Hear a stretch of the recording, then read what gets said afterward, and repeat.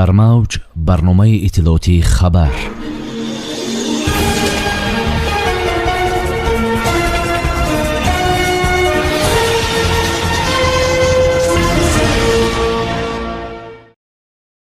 президенти ҷумҳурии тоҷикистон муҳтарам эмомалӣ раҳмон вазири корҳои хориҷии федератсияи русия Сергей Лавровро ба ҳузур пазируфтанд.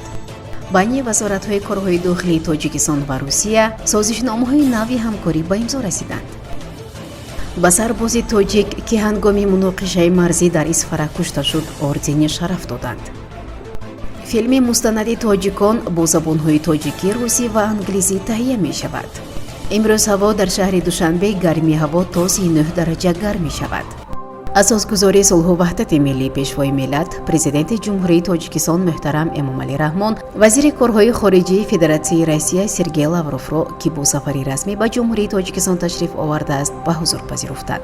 дар рафти мулоқот ҷонибҳо вазъи кунунӣ ва дурнамои ҳамкории Тоҷикистон ва Россияро дар доираи шарикии стратегии ду давлат баррасӣ намуданд. маҷмӯи масъалаҳои мубрами робитаҳои дуҷониба дар заминаҳои сиёсӣ, тиҷорат, иқтисод ва гуманитарӣ мавриди таваҷҷӯҳи ҷонибҳо қарор гирифт. дар ин зимн муҳимияти таҳкими пайвастаи ҳамкорӣ дар самтҳои мазкур таъкид гардид.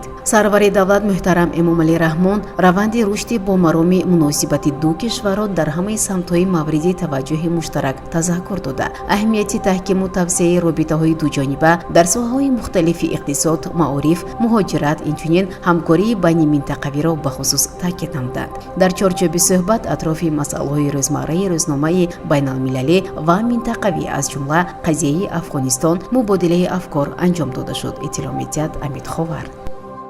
аз рӯи натиҷаҳои ҷаласаи мушовараи якҷояи вазоратҳои корҳои дохилии Тоҷикистон ва Русия аз ҷониби роҳбарони ин мақомот Рамазон Раҳимзода ва Владимир Колокольцев созишномаҳои нави ҳамкорӣ ба имзо расонида шуданд. тавре ки маркази матбуотии вазорати корҳои дохилии Тоҷикистон хабар медиҳад, дар бораи ҳамкории мақомот дар самти мубориза бар зидди ҷинояткории трансмиллӣ, терроризму экстремизм, пешгирӣ аз қочоқи маводи мухаддир, тақвият бахшидани ҳамкориҳо дар самти фаъолияти оперативии ҷустуҷӯӣ, криминалистика ба қайдгирии ҷиноятҳои шаҳрвандони ҳарду кишвар дар минтақаҳои маъмурии Тоҷикистону Русия, дастгиркунии ҷинояткорони ҷустуҷӯшаванда созишномаҳо ба имзо расиданд. гуфта мешавад ҳамчунин дар самти мубориза бо киберҷиноятҳо бо истифода аз антитехнологияҳои муосир, аз они худкунӣ ва тасарруфи маблағҳои электронӣ, мубодилаи иттилоотӣ оперативӣ ва дигар самтҳои соҳаи низому тартибот, ҳифзи ҳуқуқу озодии шаҳрвандон ва муликияти онҳо дар санади ҳуқуқи созишномаҳо имзо шуданд ки бояд марҳила ба марҳила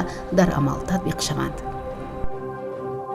Аслан Миниқулов, сарҳадбони тоҷик ки ҳангоми ҳифзи марзи ватан санаи 14 сентябри соли 2022 дар сарҳади Тоҷикистону Қирғизистон қаҳрамонона ҷон бохт бо ордени шараф дараҷаи 2 қадрдонӣ карда шуд.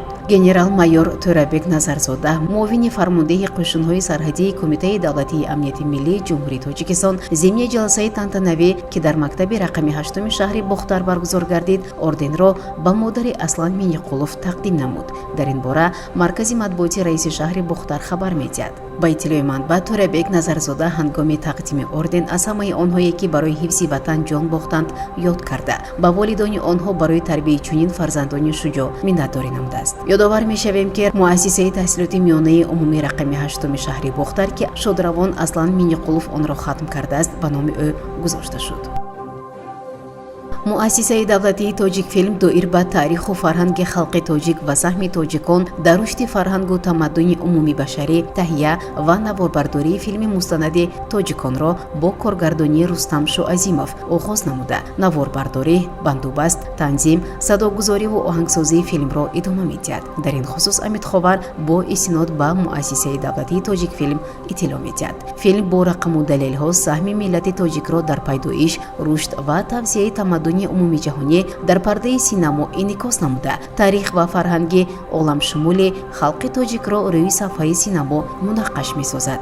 ин филм бо забонҳои тоҷикӣ, русӣ ва англисӣ таҳия гардида, таъриху фарҳанги миллати тоҷик ва нақши тоҷиконро дар рушди тамаддуни ҷаҳонӣ инъикос менамояд. имрӯз ҳаво дар ҷумҳурии тоҷикистон ҳавои камабри тағйирёбанда пешгӯӣ гардида. Дар пойтахти мамлакат шаҳри душанбе ҳарорати ҳаво рӯзона то 39 дараҷа мерасад. иттилоъ медиҳад Амид Ховар бо истинод ба агентии обу ҳавошиносии кишвар. дар вилояти мухтори кӯҳистони Бадахшон ҳавои тағйирёбандаи бебориш пешгӯӣ шуда, дар шарқи вилоят борони кӯтоҳмуддат ба амал меояд. дар вилояти Хатлон ҳавои тағйирёбандаи бебориш пешгӯӣ мешавад. ҳаво дар водиҳо шабона 19-24, рӯзона 36-41 дараҷа гарм мешавад. дар шаҳру ноҳияҳои тобеи ҷумҳурӣ ҳавои тағйирёбандаи бебориш дар назар аст. дар ноҳияҳои кӯҳӣ ҳаво асосан бебориш пешгӯӣ шуда, эҳтимолан раъду барқ низ ба амал ояд. ҳаво дар водиҳо шабона 17-22, рӯзона 34-39 дараҷа гарм мешавад. дар вилояти Суғд ҳавои тағйирёбандаи бебориш пешгӯӣ мешавад. ҳаво дар водиҳо шабона 17-22 дараҷа, рӯзона 34-39 дараҷа гарм. дар ноҳияҳои кӯҳӣ шабона 15 дараҷа, рӯзона 21-26 дараҷа гарм мешавад. дар шаҳри Душанбе ҳавои камабри бебориш пешгӯӣ шуда, шамол аз самти шарқ бо суръати 5-10 метр дар як сония мевазад. ҳаво шабона 19-21 дараҷа, рӯзона 37-39 дараҷа гарм мешавад. ҳамзамон мувофиқи иттилои обу ҳавосанҷон, имрӯз ҳаво дар шаҳри Панҷакент офтобӣ пешгӯӣ гардида. ҳарорати ҳаво аз 31 то 36 дараҷа гарм мешавад. новобаста аз вазъи обу ҳаво барои ҳар яки шумо саломатиро хоҳонем. хайр. дар мавҷ барномаи иттилоотии хабар.